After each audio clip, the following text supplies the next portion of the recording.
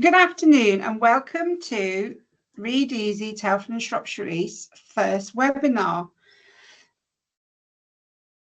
I'm going to try and keep it as professional as possible, but this is my first event, my first hosting of a webinar, and I am in my lounge. We don't have offices or premises, so I am sat in my lounge, and I do have a dog, so I'm hoping she won't bark if the doorbell rings. We are going to have the Q&A option open, so if you do want to put some questions in there as we go along, you're more than welcome to do that, and at the end I'll go through them and try and answer them as fully as I can.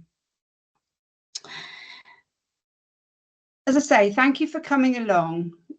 We as a group really benefit from raising awareness in this way. We try and attend as many face-to-face and community events as we can.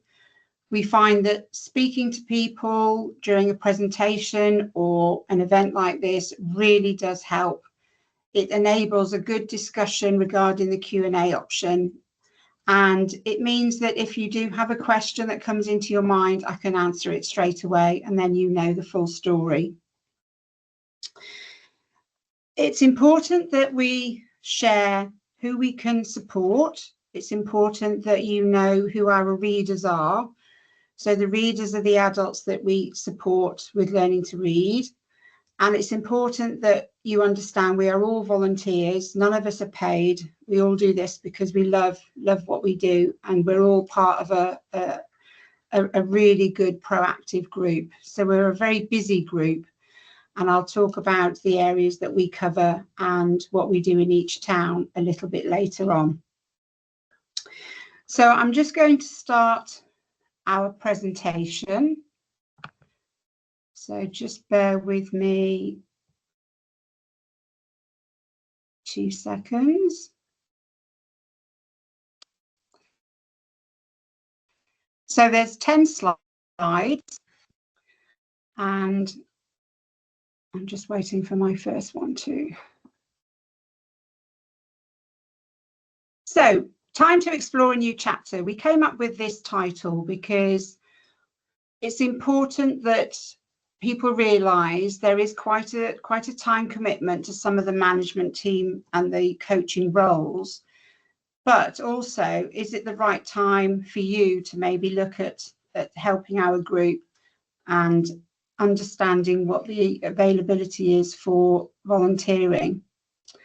So, slide number 2. A bit about me. I studied at university. I got a degree in animal science and a postgraduate certificate in coaching and mentoring. My background is in higher and further education. I worked at land-based colleges and universities and taught animal science, equine business management, veterinary nursing and agriculture. So very practical, very hands-on courses and subjects. So I taught a little bit in the classroom and also a little bit actually in farms and yards, and enjoyed both aspects of that. And we had a really wide range of students that attended those universities. I'm passionate about reading. That does come as quite an important part of our volunteer skills, really. If you enjoy reading, you will understand how important it is to you, either for work or recreation, or maybe a family activity, maybe reading to your grandchildren or children or niece and nephew. So a joy of reading is very important to our volunteers. Sharing this helps to empower people and open new possibilities, and to actually see somebody learning to read, putting words together to make a sentence, to maybe then form a letter is amazing to see. So we are helping them, but we are also helping them to not just with their careers and job prospects, but also for a bit of fun. So I set up the group in 2019. I was the pioneer of Read Easy Telford and Wrekin, which is now Telford and Shropshire East. So we cover a much larger area. So again, I'll talk about that. But I was approached by Read Easy UK about setting up a group in Telford. They thought there was a demand, and there is. In Telford alone, there's probably 35,000 people that have lower literacy levels than they would perhaps like. So it's quite a big ask for us to look at that, and I'll talk a little bit more about the numbers later on. So who are Read Easy UK? Read Easy UK is a registered charity. They have paid staff and they are based in Oxfordshire, and we are affiliated with them. So there's currently 75 affiliated groups offering one-to-one reading support from trained volunteer reading coaches. The number 75 is constantly going up and down, so that is an approximate. The reason that number goes up and down is because new groups are coming on board all the time as new areas of need are identified. And the reason the numbers go down is because some groups amalgamate and join. So it's a very that is as we speak today, but that could be up, that could be lower or higher if you were to actually go on their website tomorrow. So Read Easy UK provides the structure, the resources, the training and ongoing support for each local group. So as in the earlier slide, I was the pioneer for our group, and I had an awful lot of support from them in setting the group up. And the group, Read Easy UK provide all of our policies, procedures, advice. We have a regional advisor. If there's something that I don't know the answer to, then I can easily email or ring head office, and they are always there to support their groups. But they don't give us any funding. So when I was the pioneer and set the group up, I was given £300 to use for publicity and some expenses, things like that. But once we're actually affiliated with them, we are, and we have our own bank account, we are actually self-funded. So things like the coach training, reader books, all the resources, all the volunteer expenses, then we do fundraising for that. So we do have a local fundraiser who is obviously a vital part of the team, and I'll talk a little bit about that role later on. Just for your reference, it does cost £300 to teach each adult to read. That's quite a lot of money. It sounds like quite a lot of money, but actually once you break it down, the coach training costs us £58, which obviously we pay. There's no expense to the coach at all. And the coach will have a set of books which costs £60, and the reader will also have a set of those books as well. So they have a set each, which works really well. In addition to that, there's a set of reading books, which can cost up to £100. And we also have volunteer expenses with regards to petrol, car parking, incidentals and things like that. So the number that we give is an average of £300. So you can start to see how our expenses do increase as the number of readers increase. 5 million is the figure that Read Easy give for the number of adults in England and Wales that have reading or writing skills below that expected of an average 11-year-old. This number can vary depending on where you look for the reference. So Read Easy say that there is approximate 2.4 million in England. So obviously that number goes up when we take in Wales as well. One figure that is quite alarming is that the national average as a percentage of population for low literacy is 16% of the adult population. But in the West Midlands, that rises to 24%. So we are highlighted as an area that is in more need than the national average. So there's quite a lot of help needed in the community. So we take it for granted, or I used to take for granted, that everyone I met could read. I knew when I was working in education, some students would struggle with certain aspects of reading, maybe for a variety of reasons. But basically, I thought people could read to a certain level. But as I meet more and more readers through what I do, it's amazing the things that I take for granted, things I do every day, probably things you do every day, and actually they can't. So the reason I've put this top is because our readers want to learn to read for leisure, pleasure, not just to improve their work or their career path, but laughing at a Christmas cracker joke. You know, it's those little things that can make your life a little bit more fun. Managing own prescriptions. So this is a very important one. We all know doctors' handwriting is quite difficult to read, but actually being able to sit and look at how many tablets, half a tablet, 2 tablets, twice a day, 3 times a day, once a day. And there was actually some quite important research done in the USA with regards to if adults can't read their prescription correctly, does that then lead on to more serious or different complaints or conditions? And the answer obviously was yes. Because if you can't read, you're supposed to take heart medication twice a day and you take it 4 times a day or once a day, then that can have implications. So managing and reading your own prescriptions is a definite thing that can be improved. Enjoying trying new recipes, so a fun one. Some people like cooking, some don't.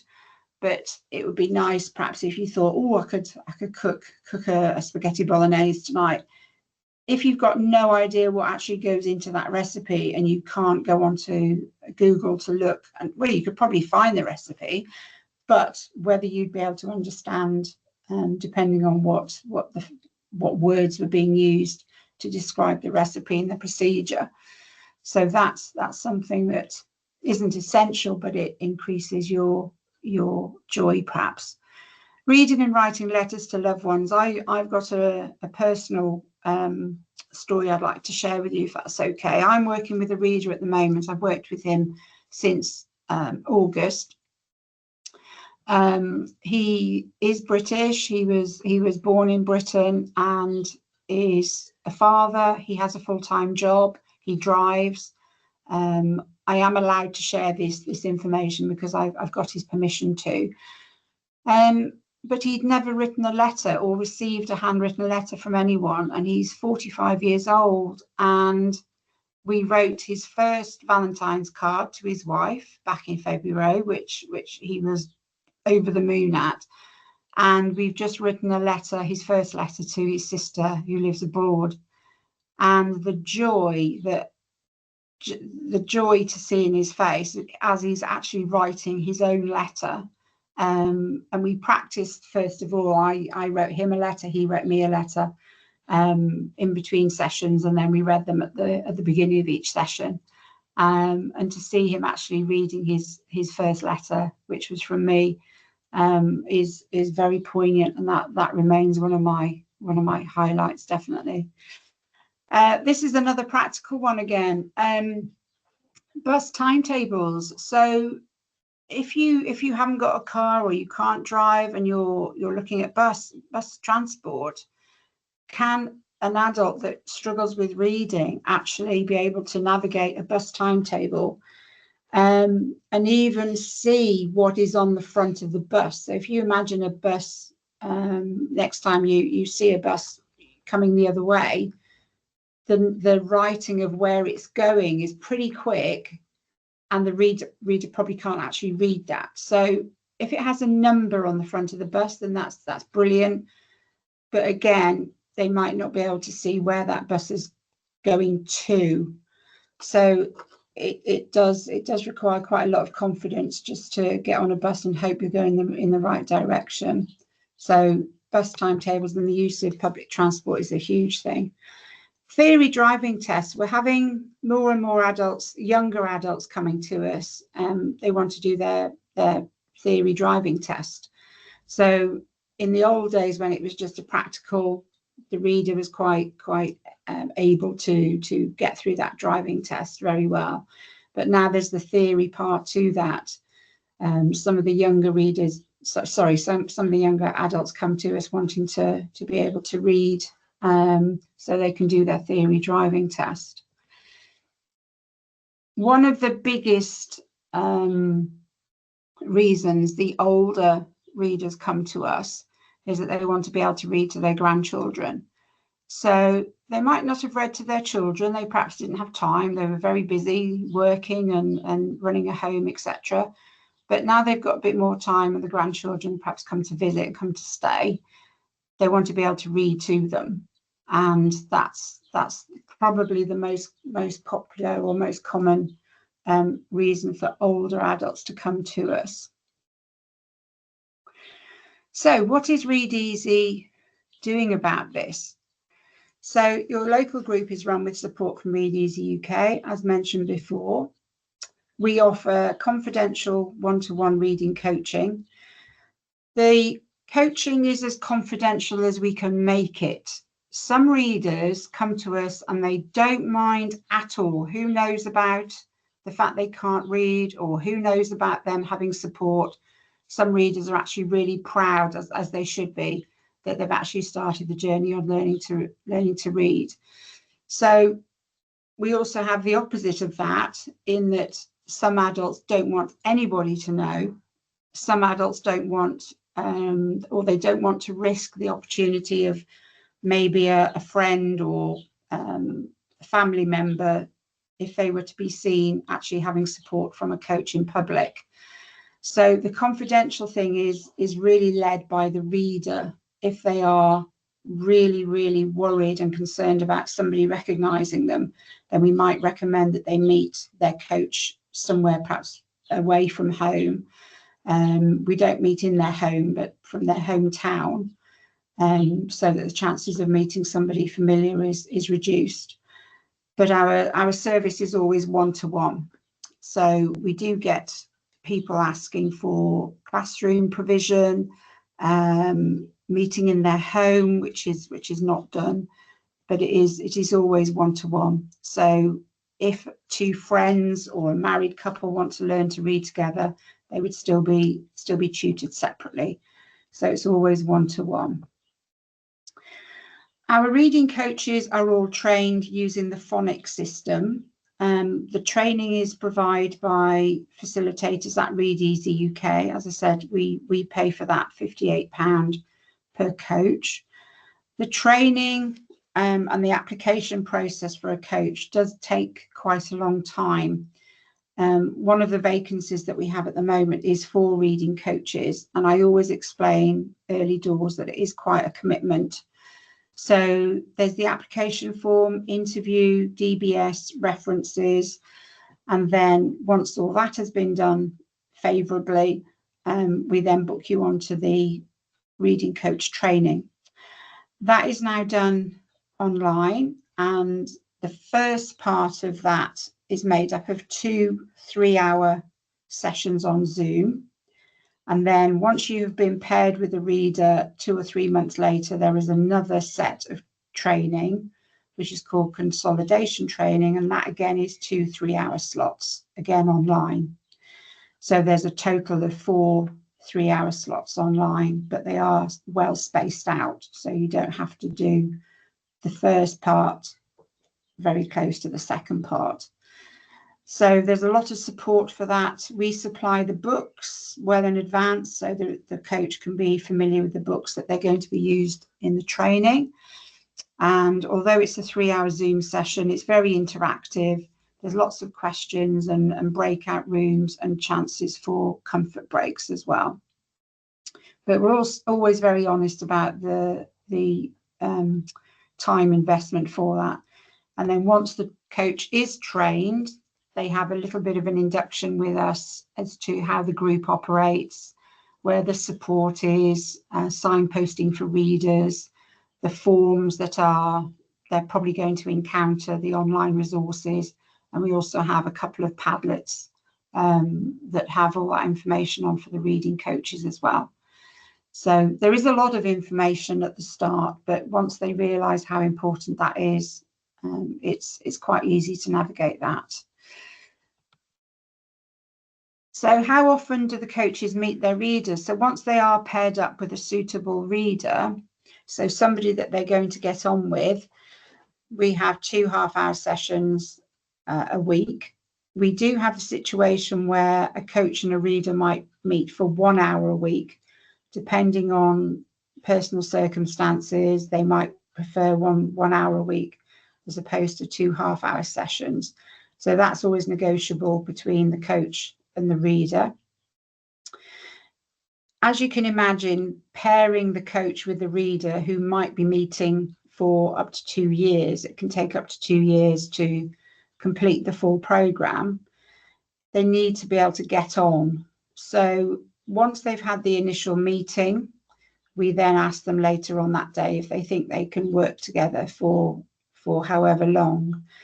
If either party say, no, I don't know what it is, but I can't work with that person, then that is absolutely fine, and we find somebody else.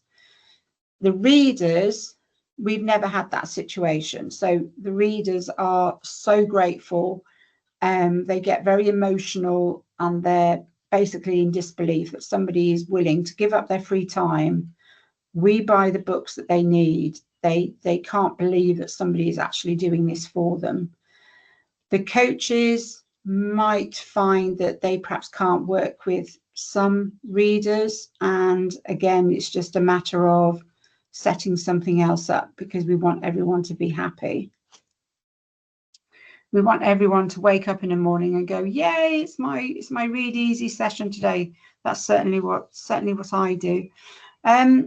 Where do they meet then? Well, we have, I think, about 25 on the list now. Again, that's growing sort of monthly at the moment. So we have a list of approved local venues, which is shared with all our volunteers. So to become an approved local venue, it has to be a private space in a public place. So all of our local libraries are on board. We can't use rooms, and rooms normally come at a price as well. We're not allowed to pay for venues where the coach and the reader meet. They have to be free. So as you can imagine, it can be quite hard, especially to find free venues in an evening or at a weekend, although we don't have many pairs that do meet at a weekend or in the evening. But again, that's something that we like to be able to offer, because we never know when or where our pairs are perhaps going to meet. So there's no real difficulty to filling the form in.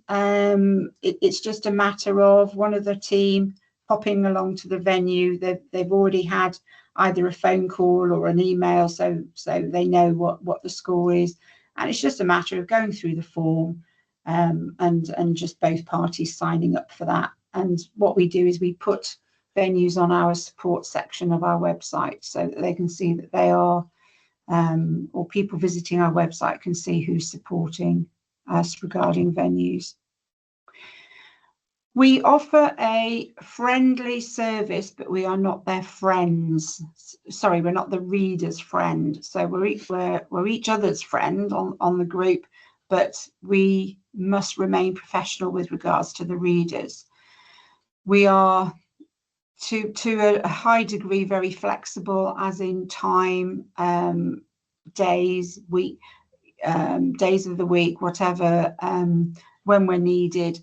But again, that can depend on each volunteer, and everything we offer is free to our volunteers and our readers. But it's very important right from the get-go we say we are a friendly service, but we are not the reader's friends, so that we don't want the readers really to share very personal information with our coaches. That's not what our coaches are there for. Our readers are the most difficult commodity to attract to the group.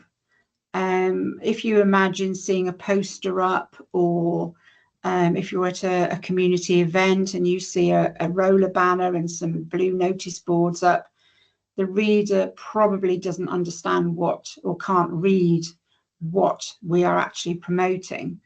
So we could be at an event and 100 people pass our stand, but actually, has everyone actually been able to read what we're offering and be able to then ask for support, ask us to support them?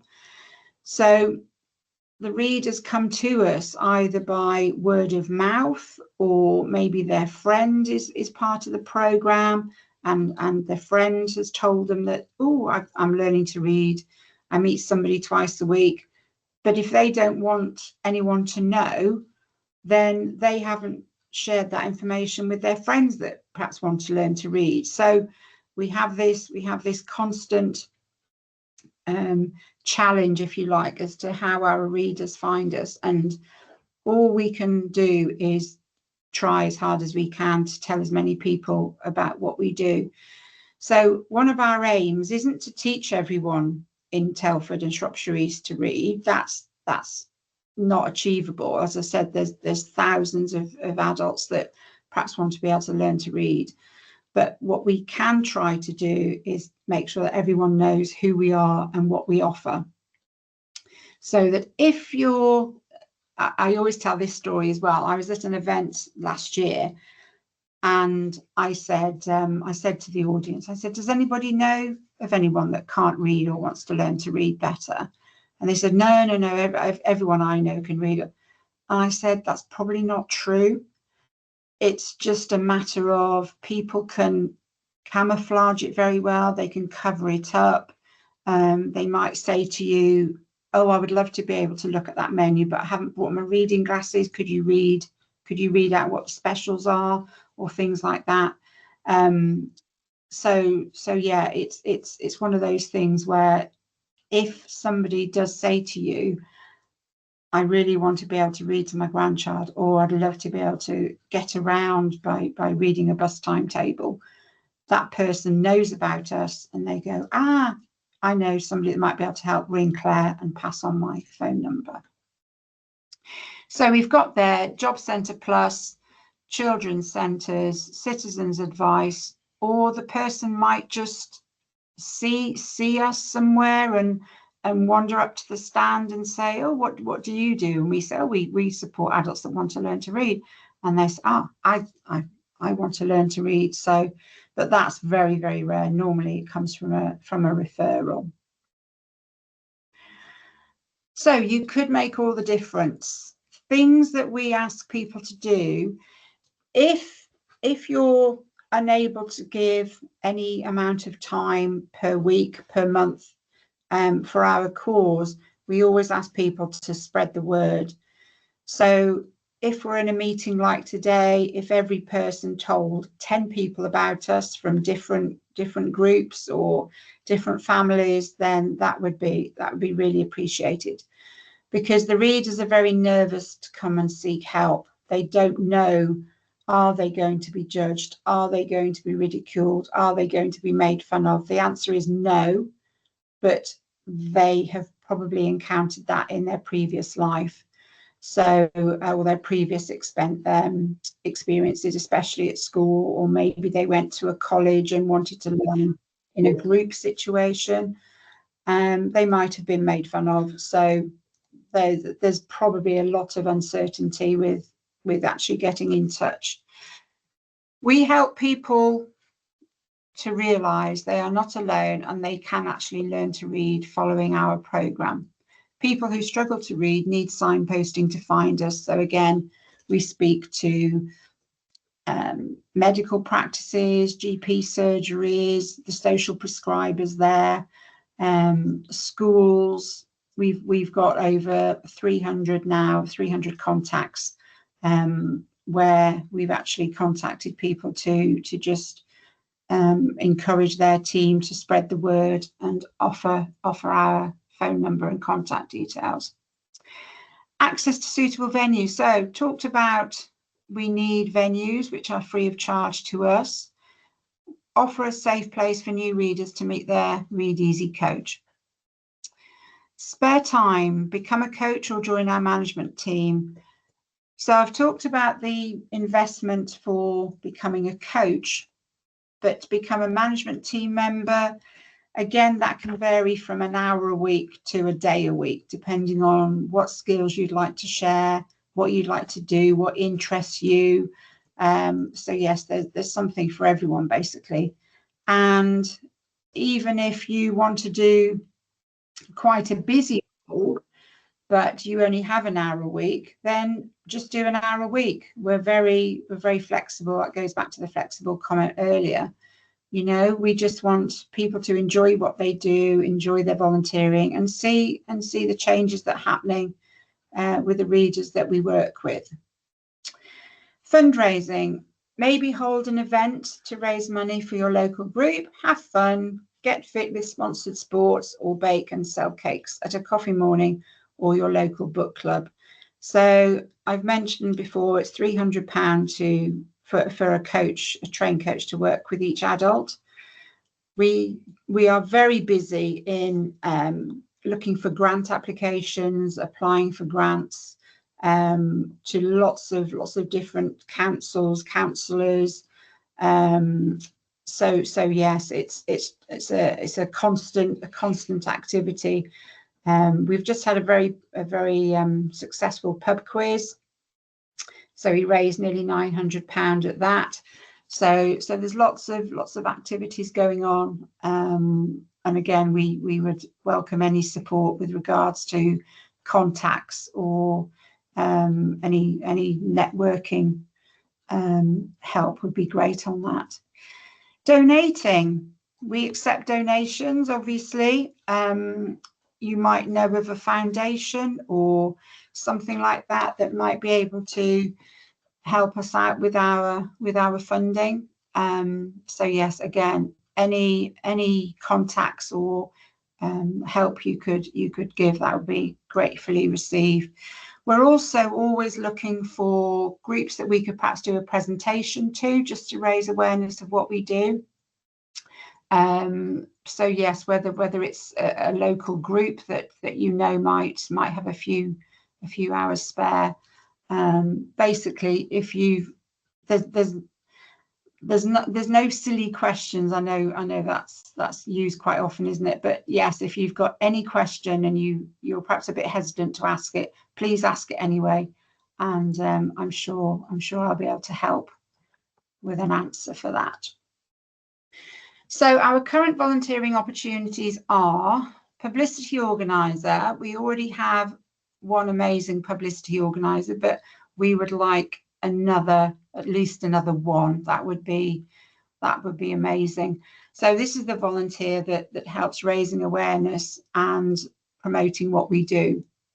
So it's a very busy role. There's always lots to do. There's always events. As I said before, we're a very busy group. There's always lots happening, but in a good way. So it might be a local event, it might be a local community connectors fair, it might be this webinar. That there's lots of things that people can help with. If you've only got an hour a week, but you would love to help us raise our profile locally, then come and collect some posters, put them up in your local town. That would be really appreciated. But we just ask just to make sure that somebody hasn't already done that the week before. So yeah, it does need documenting where volunteers have been. Literacy specialist. We don't have a literacy specialist currently. The coordinators are supporting their coaches and their readers covering this role. Ideally, the literacy specialist should have some kind of experience of phonics, maybe teaching. as well. That would be quite useful. But the literacy specialist is a supporting role. So unless a coach or a reader actually would like support, then there's not an awful lot to do. So it could be a couple of hours one week because you've got 2 or 3 pairs that meet, and there's a bit of an issue with some kind of the phonics system. Or you might not speak to anybody for a couple of months because they're all okay and they know what they're doing. But even during the quiet times, we can always meet up and discuss new exercises or new resources, so that we always try and keep in touch with volunteers that perhaps aren't needed at the moment. So fundraiser, volunteer that leads funding bids and grant applications. So if somebody was to get in touch with me and say, oh, I've just heard about £2,000 grants at blah, blah, blah. I thought this might be useful. I'll go, yeah, thank you ever so much for letting me know about that. I'll tell Helen, our local fundraiser, and she will approach them and fill in the grant application form and look after that. Reading coaches, we are looking for reading coaches definitely in Telford. At the moment, we have no trained coaches waiting to be paired. And I've got meetings with new readers next week. I don't like keeping readers sort of hanging on if I can. So what's going to happen there is I'm a trained coach, and I think it's important for team leaders to have an insight into coaching. I'm going to start them off, and then as new coaches come on board, the new readers will be told that I'll just start them off and we'll cover their sessions at the beginning. And then as new coaches come on board and get qualified or trained, I will then pass them on if they are suitable, and I think they'll get on. So I'm not very good at saying no. If somebody rings up wanting to learn to read, I'm not very good at saying no, we haven't got anybody at the moment. I'll try and fit them in. I think that's important. So questions. So is that in chat? Chat. Okay. So let's open the chat. So how much time do you expect a volunteer to be able to commit? I think I've covered that.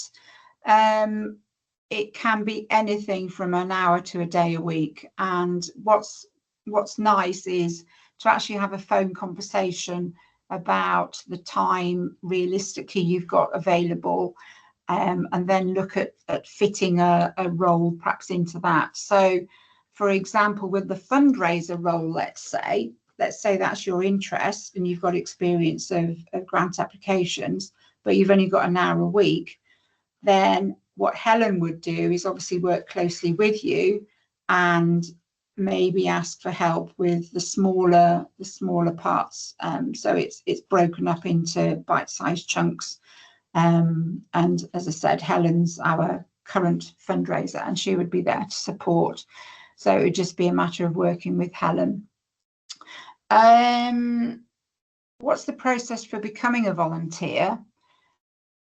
The first thing that has to happen is I would like to have a chat or at least an email conversation with regards to your interests, the time you've got available.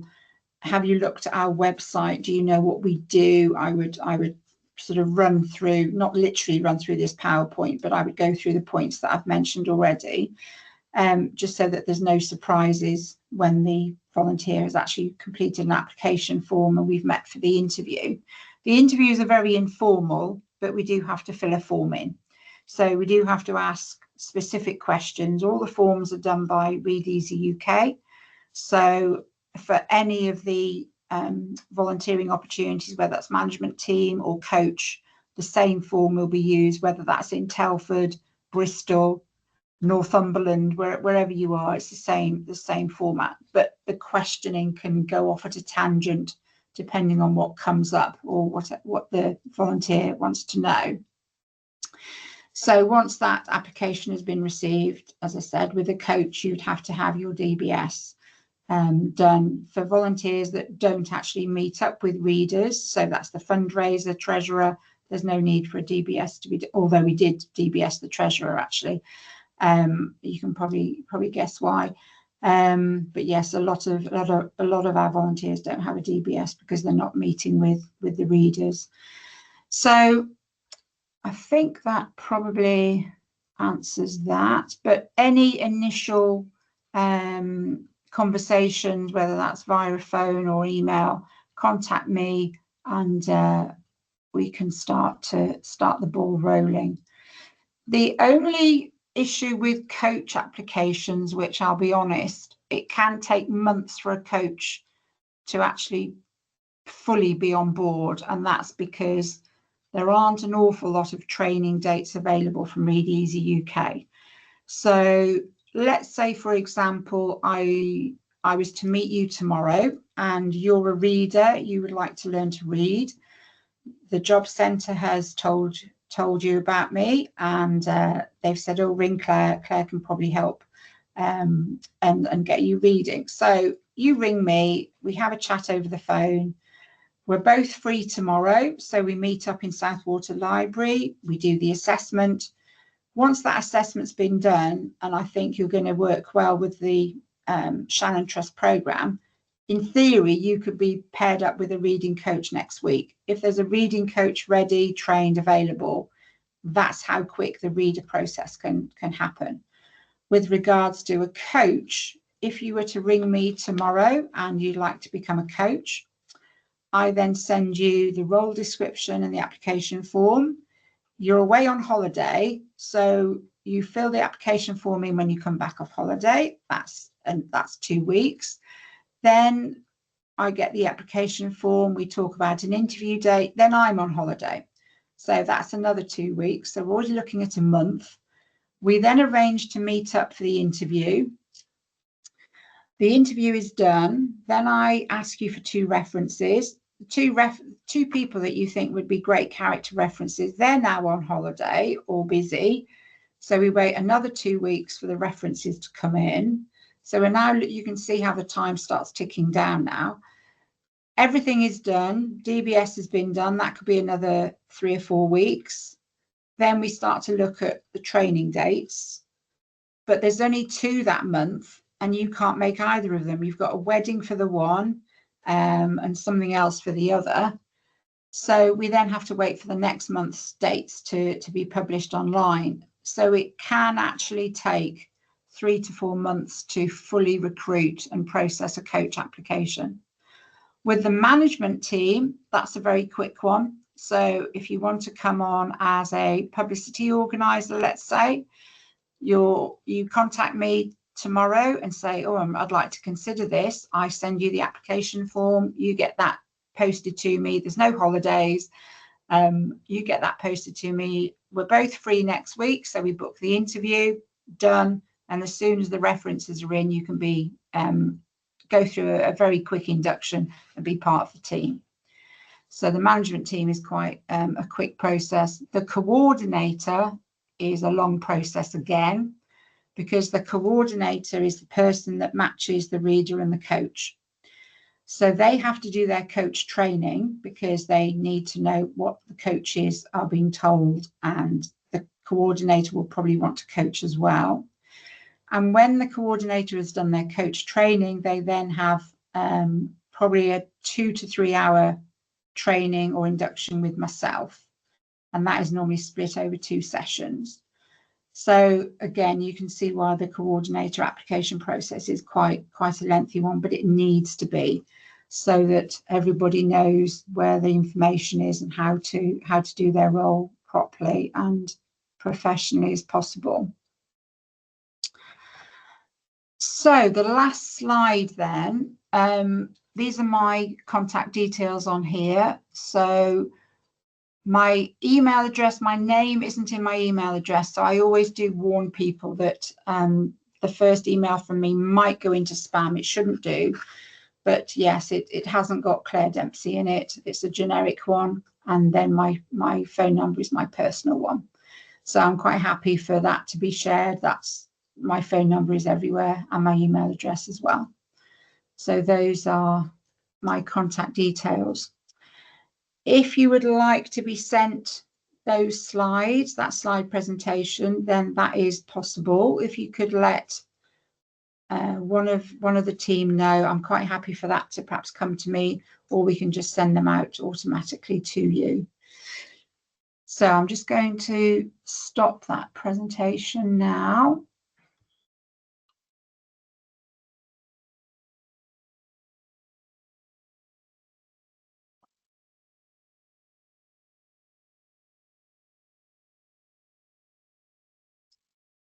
And I'm back. That worked brilliantly. Sorry, I do struggle with IT a little bit, and I'm always amazed that when I do actually do something that works. So I'm pleased, really pleased that worked really well. Just to give you an idea of the group specifically, we have 13 members on the management team. We meet probably once every 4, well, depends. We meet probably every 4 to 8 weeks online, and that meeting is only an hour long. So we do have regular meetings. I try and have an open door policy. So if anybody wants to get in touch with anything, then they're encouraged to get in touch. So 13 on the management team, and we have 3 coordinators. So with regards to our geographical area, we obviously operate in Telford and Wrekin, and that's where most of our volunteers and readers are. We currently have 26 readers working with coaches. Most of those are in Telford and Wrekin, although we do have 2 that are meeting in Whitchurch. So because the group started in Telford and Wrekin, and we then moved into Market Drayton, Whitchurch and Wem, those towns are slightly behind Telford and Wrekin as regards to getting the message out there, promoting what we do. It's quite hard to get into the local community groups and network within the community sometimes. So the Market Drayton, Whitchurch and Wem model is just a little bit behind the Telford and Wrekin one. So we also go as far south as Much Wenlock. So that's our sort of geographical area. And there is another group called Shropshire Hills, which operates in obviously the Shropshire Hills area. So Ludlow, Mutchurch, Stretton, they are now operating in Shrewsbury. And they have taken on Ellesmere and Oswestry, so everything on the west side of the boundary, if you like. But there's a lot of collaboration, obviously, between the two. And say, for example, if I'm at an event in Wem and somebody lives in Ellesmere, but they've come into Wem and they've come to the event, then I will obviously talk to them about Read Easy and just give them the Shropshire Hills contact details. So what we say to everyone is just get in touch, and we will signpost them to their nearest group. With regards to coaches, I think we've got 32 at the moment. Again, that number's going up and down constantly, because I can't quite remember when each applicant has got their training. As you can imagine, it's quite busy. So we don't say that we've got coaches on board until they have actually done their training. They don't have to be paired to be counted as a coach. They just have to have done all their training. As you can imagine, that's quite a large group to look after and support, but the coaches are all amazing. They've gone through their training. They know how the group operates, and they can either speak to their coordinator if they've got an issue. We've got a couple of WhatsApp groups which are very popular, and I'm here as well if the coordinator is on holiday or needs to take some time out. So there's a lot of online support. There's a lot of resources. There's lots of things that can help and make the volunteering easier, although it does seem a bit daunting at the start. But it's partly my responsibility, along with the coordinator's role, just to make sure that people know what they need to know and don't worry about what they don't need to know. With regards to what's going to happen in the next 12 months, I'm sure we're going to get bigger and better and busier. We're a very social group. We have lots of things sort of in the diary. We try to meet up for meals and events where we celebrate what we do. We have coach meetings as well. Some are online, some are in person. We try to do as much in-person stuff as we can, but that is quite difficult considering our area. But we always try to make people feel involved and included, and yeah, I see that as an important part of my my role. So I plug the gaps where I can. So with regards to literacy specialists, I try and cover that role as best as I can.